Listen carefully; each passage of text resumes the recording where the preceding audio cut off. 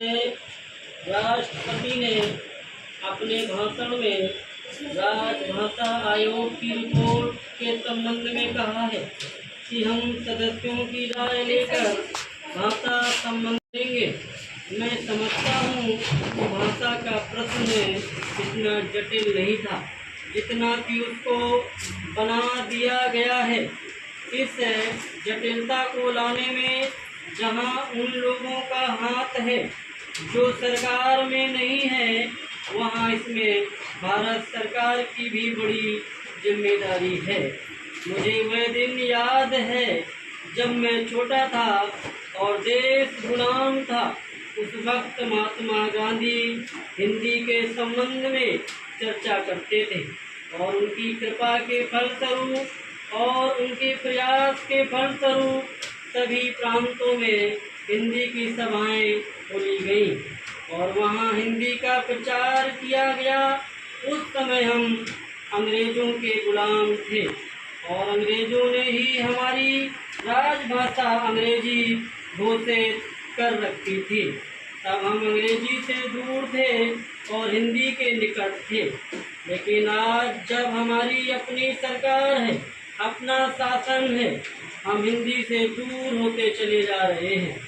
एक समय था जब देश में हिंदी के संबंध में एक मत था।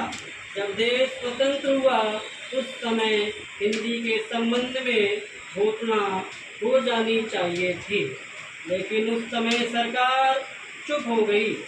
अब जो देर हो रही है इससे भाषा संबंधी समस्याएं बढ़ती जा रही हैं। मैं नम्रता के साथ सदन के सदस्यों के सम्मुख यह निवेदन करना चाहूँगा कि कितनी विचित्र स्थिति है कि आज हमको अंग्रेजी भाषा का मोह पैदा हो रहा है।